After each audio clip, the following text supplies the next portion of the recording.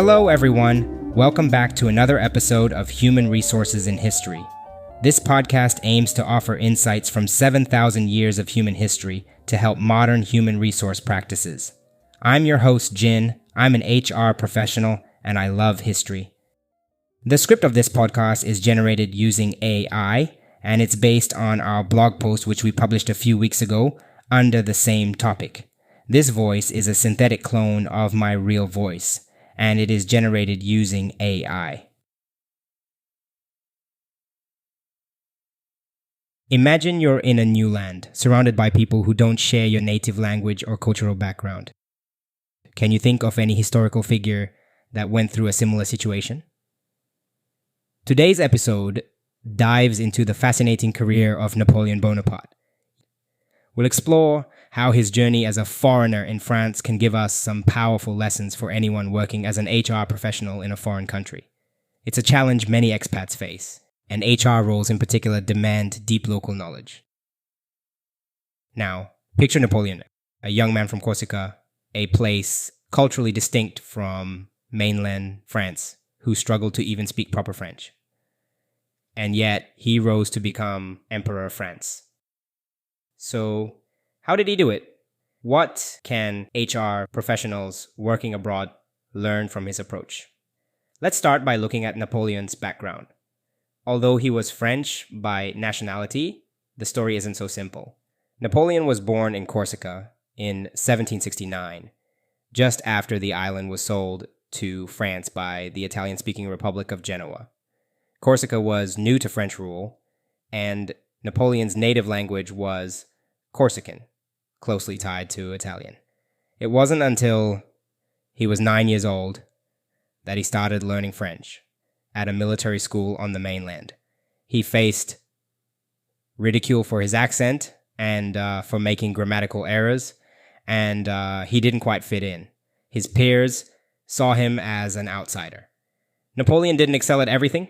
For instance, he struggled with subjects like German and Latin, but he did have a knack for math, which led him to specialize in artillery. Now, why was this so important? Well, around this time, advances in technology were making artillery a critical part of military strategy. And this rare skill set eventually helped him stand out in the French army. Artillery was his way of compensating for the social and cultural barriers he faced. By focusing on a skill that very few others had mastered, Napoleon gained recognition and quickly climbed the ranks, eventually becoming the captain of the artillery at the Siege of Toulon in 1793. His expertise and tactical skills played a key role in that victory and paved the way for his later rise to power. So, what's the takeaway here for HR professionals working in a foreign country? Well, just as Napoleon leveraged artillery, you can focus on a specialized skill to help you thrive in a foreign HR environment. HR roles often require local insights that expats might lack. Language proficiency, knowledge of local labor laws, and cultural norms. But rather than competing directly with locals in these areas, which can be tough, you might consider focusing on a skill that's rare yet valuable in HR, like people analytics or HR tech. Think of this as your artillery. While locals might have an edge in understanding the cultural or regulatory nuances, having strong skills in areas like data-driven HR decisions or analytics can be your secret weapon. Studies support this approach. AIHR found that 83% of HR professionals are confident with operational tasks, but only 64% make full use of digital tools in HR strategy. Similarly, a survey by Sage reported that 62% of HR leaders aren't yet leveraging people analytics effectively. This gap means there's room for someone with expertise in data analysis, visualization, and analytics to stand out, especially if you're an HR expat. It's not to say you shouldn't learn the language or understand local culture, Those are crucial for building rapport and working effectively with colleagues. But specializing in an area like people analytics can set you apart in ways that compensate for other gaps. To get into people analytics, you'll need skills in a few key areas. Let's go over them. First, there's data management and processing. Often, the data you need isn't readily available or might be scattered across different HR systems. Learning to manage and organize data, maybe even using tools like Python or AI-assisted tools like ChatGPT, can make a huge difference in productivity. Once you understand the basics, these AI tools can even help you automate tasks, making data management far less time-consuming. Next up is data analytics and visualization. This is where you turn raw data into something meaningful and presentable. You need to be able to use tools like Tableau or Power BI to create dashboards that provide clear, actionable insights.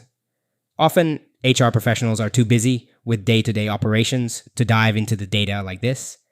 So, your ability to visualize HR data could make you invaluable to your organization.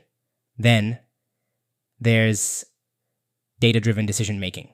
This requires domain knowledge, knowing what HR metrics to look at, what they mean, and how to use them to improve areas like recruitment, employee retention, or performance management.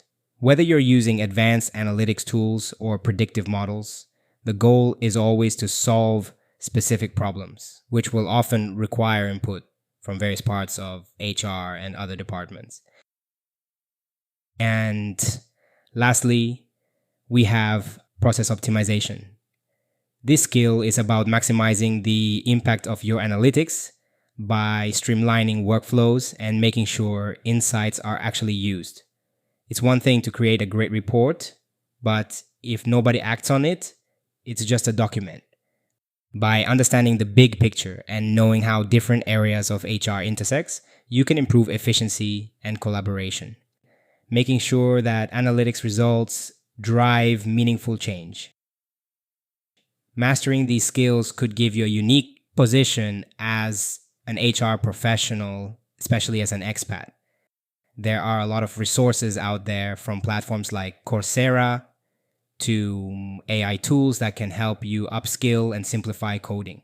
And remember, people analytics is a rapidly evolving field, so having a strong foundation in these areas could set you up for success. To wrap things up, let's return to Napoleon. After his artillery success, he continued climbing the ranks and eventually became the first consul of France after a coup in 1799. Just 5 years later, he crowned himself emperor. His legacy extends beyond the battlefield too. He reformed France's legal system with the Napoleonic Code, which influenced laws around the world. He also restructured education and finance, setting France on a path toward modernity. But his career, as we know, didn't end well. His Russian campaign was disastrous. And after a series of defeats, he was exiled to St. Helena, where he stayed until his death in 1821. The final lesson here is that even the best tools or strategies, like Napoleon's artillery, aren't foolproof. People analytics is powerful, but it's not a cure-all. Sometimes you'll have to rely on intuition or adjust your approach based on new challenges. History shows us that adapting to the circumstances is just as important as having a specialized skill. Thank you for tuning in to Human Resources in History. I hope you found today's episode insightful, especially if you're working abroad or considering an HR career in a new country. Remember, just like Napoleon, you can find your artillery and carve out a path to success even when the odds seem stacked against you. Until next time, keep exploring, keep learning, and stay curious about the past. It just might be the key to unlocking a successful future in HR. Thanks for listening.